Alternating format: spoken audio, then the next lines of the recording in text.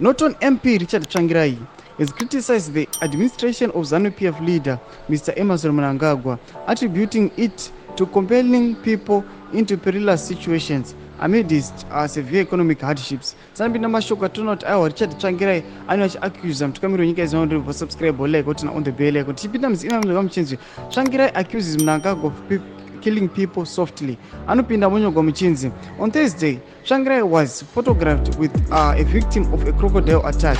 Tsvangirai expressed it was heartening to see Mr. Masona in good spirits after surviving a crocodile attack that tragically cost him his legs. Due to a lack of employment opportunities, many have returned to fishing as a means of livelihood, exposing themselves to such dangers.